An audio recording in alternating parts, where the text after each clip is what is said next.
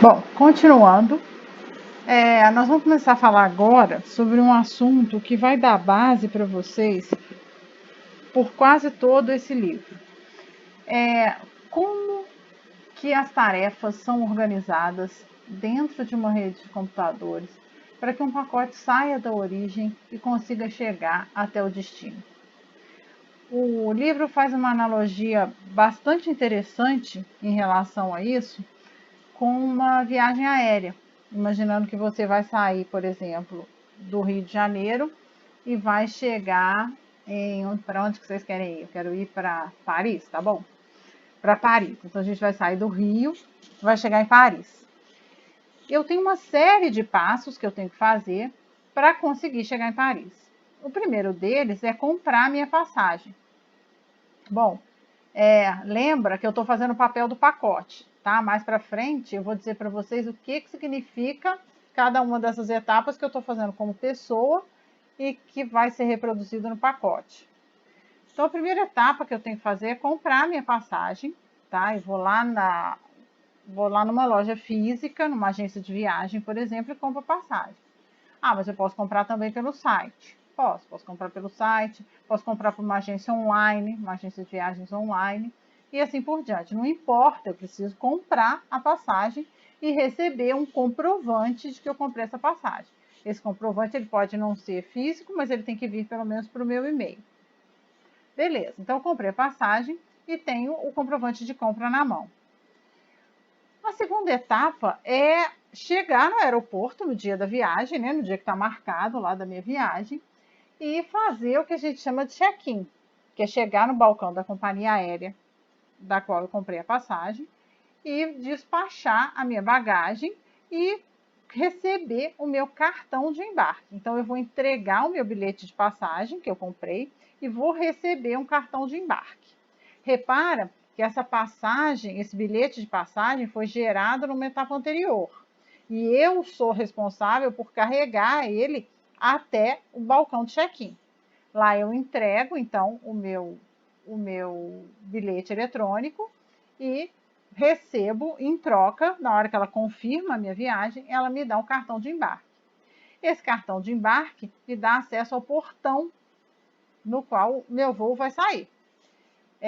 Lembra também que eu despachei a minha bagagem e recebi em troca da bagagem, a bagagem foi pela esteira lá no balcão de check-in e eu recebi um canhotinho com um código de barra dizendo que eu posso pegar essa bagagem lá no destino.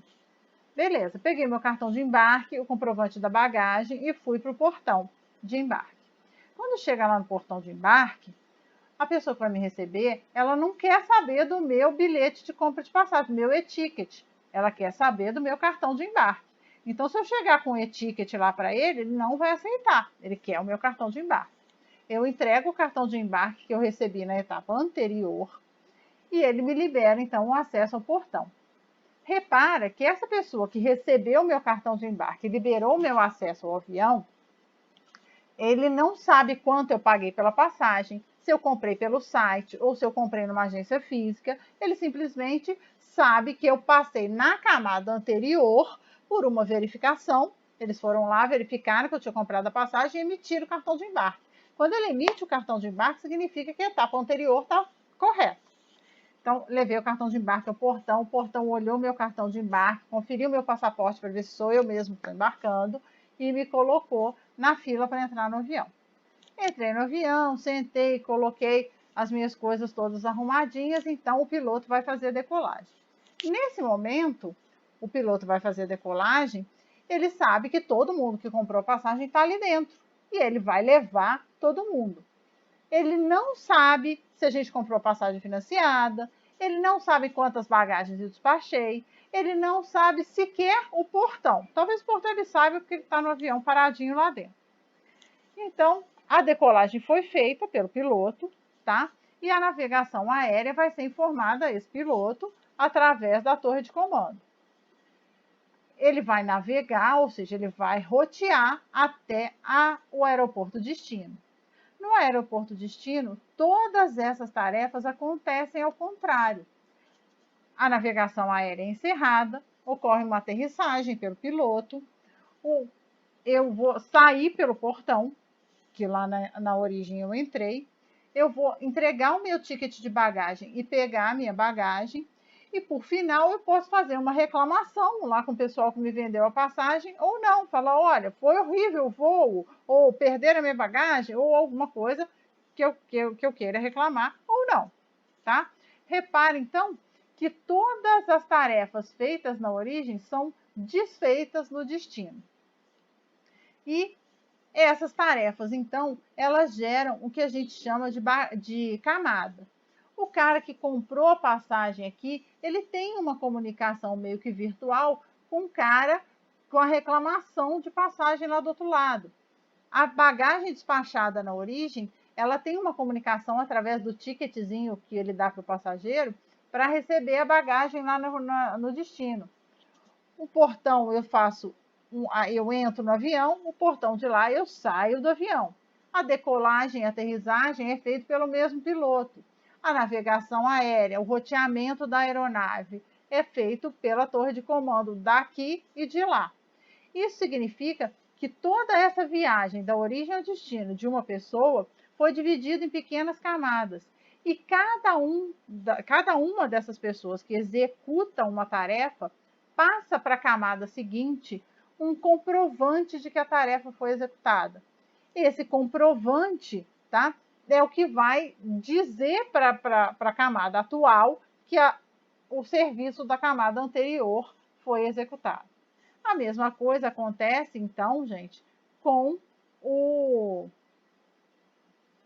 o nosso pacotinho, que vai da origem até o destino.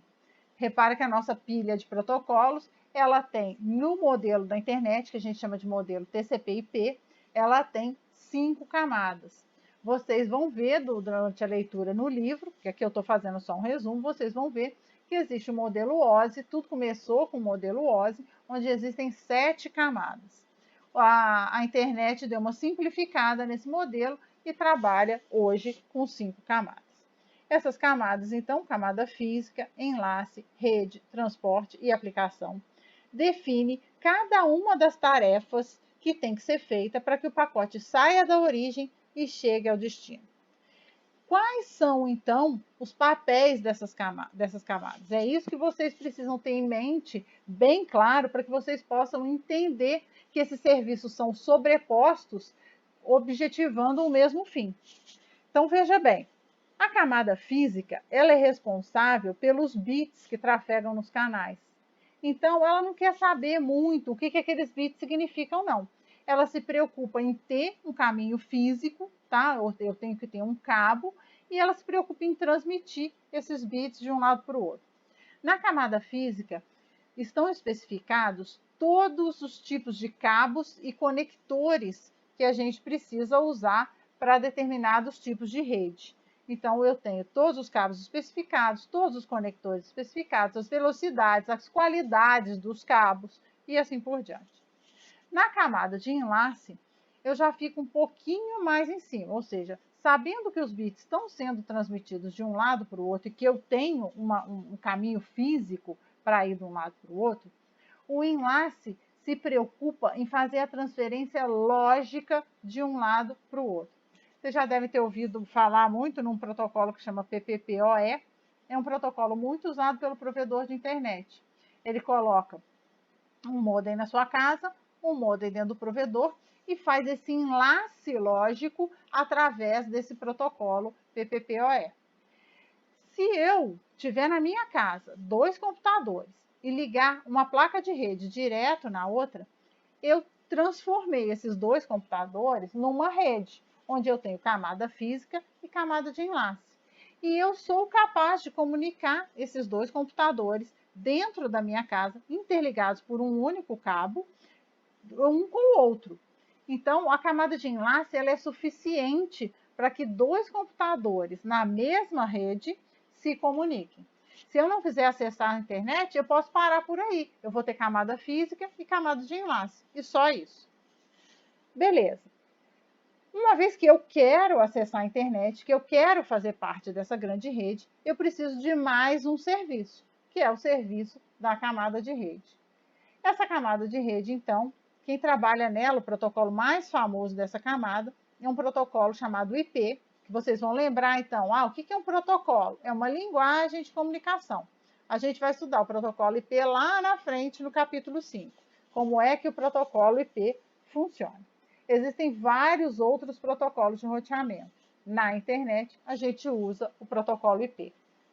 Bom, a camada de rede, então, ela é responsável por interligar duas redes diferentes. Eu não disse para vocês que a camada de enlace era suficiente para comunicar dois computadores na mesma rede? Imagina agora que você quer um computador na sua rede e um computador na casa do vizinho. O seu provedor é diferente do vizinho, vocês estão em redes diferentes. Então, você vai precisar da camada de rede também trabalhando para que o seu pacote chegue lá dentro. O seu pacote, ele vai sair da sua casa, vai até o seu provedor. Do seu provedor, ele vai para o provedor do seu vizinho e do provedor do seu vizinho até a casa do seu vizinho. Então, esse roteamento, para ele saber que ele tem que ir até o seu provedor, do provedor do seu provedor e ao provedor do seu vizinho, isso é o papel da camada de rede. É ela que vai dizer para o pacote, vai encaminhar o pacote para dizer o caminho que ele tem que tomar para chegar no destino dele. Além disso, a gente tem, então, uma camada que vai adicionar ou não na nossa rede uma confiabilidade, que é a camada de transporte. A camada de transporte, ela é responsável por garantir que os dados que saíram da origem vão chegar no destino sem erro.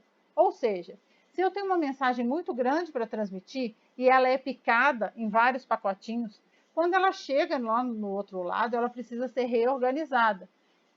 Colocada em ordem, porque cada pacote pode tomar um caminho diferente, dependendo da qualidade vamos dizer, da topologia da rede na qual ele pegou num determinado momento. Então, esses pacotes têm que ser ordenados lá no final e entregues para a camada de aplicação, que é a última camada.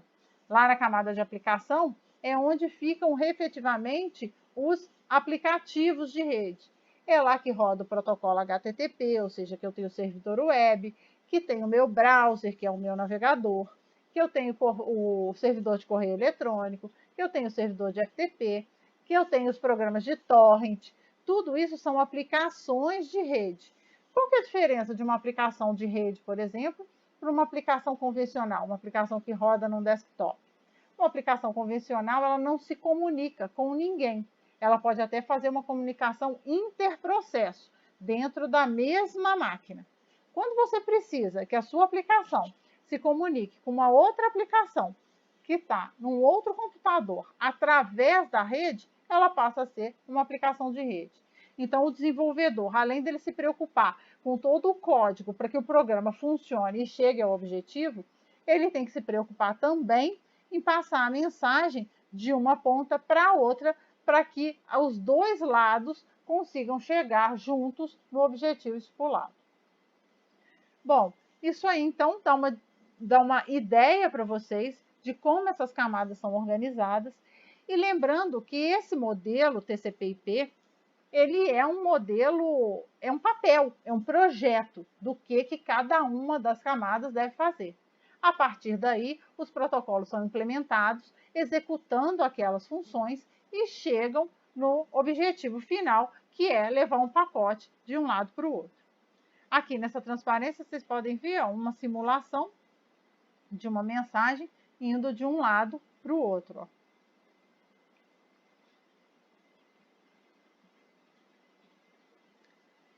Outra coisa importante que acontece nesse protocolo, nessa etapa, né, de divisão de camada, é um processo de encapsulamento. Repara que a mensagem ela sai pura da camada de aplicação na fonte. Eu tenho a fonte e o destino. A fonte e o destino são hosts, são sistemas finais. Em cada um dos meus sistemas finais, eu tenho as 5 camadas, porque eu tenho que ter serviço das 5 camadas para que a gente possa fazer a transmissão em rede. Então, a mensagem ela sai lá da camada de aplicação e o destino dessa mensagem é a camada de aplicação da máquina destino. A mensagem, então, sai da camada de aplicação, vai ser recebida pela camada de transporte dentro da mesma máquina, recebe um cabeçalho de transporte. Esse cabeçalho de transporte só vai ser lido pela outra camada de transporte lá no destino. Essa mensagem passa para a camada de rede. Além do cabeçalho de transporte, ela recebe também o cabeçalho da camada de rede. Passa para baixo e recebe também o cabeçalho da camada de enlace. Passa para baixo, se transforma tudo em bit, que não importa para a camada física, manda para o outro lado. Esse processo aqui a gente chama de processo de encapsulamento. É como se eu estivesse colocando uma cápsula em cima da outra. E esse processo aqui se chama desencapsulamento. Na hora que a mensagem chega na camada física, a camada física pega aquele monte de bit e manda para a camada de enlace. A camada de enlace, então, consegue detectar o cabeçalho da camada de enlace colocado pelo lado de lá, lê as instruções, executa e passa o restante para a camada de rede. A camada de rede lê o cabeçalho dela, executa as instruções e passa para a camada de transporte. Camada de transporte lê as instruções, executa a sua tarefa e passa a mensagem pura para a camada de aplicação. Cada pacote que sai da origem da camada de aplicação fonte e chega na camada de aplicação destino, passa por esse processo de encapsulamento e desencapsulamento. Em cada camada, a forma desse pacote recebe um nome diferente. Na camada de aplicação, essa PDU, que é Protocol Data Unit, recebe o nome de mensagem. Na hora que o cabeçalho de transporte é adicionado a essa mensagem, ela passa a se chamar segmento. Na hora que você adiciona o cabeçalho de rede a essa mensagem, ele passa a se chamar datagrama. E, por fim, ao adicionar o cabeçalho de enlace, a gente passa a ter um quadro, tá? Mas é tudo a mesma mensagem que está saindo da aplicação lá e chegando no destino. São só cabeçalhos que estão sendo incorporados a ela.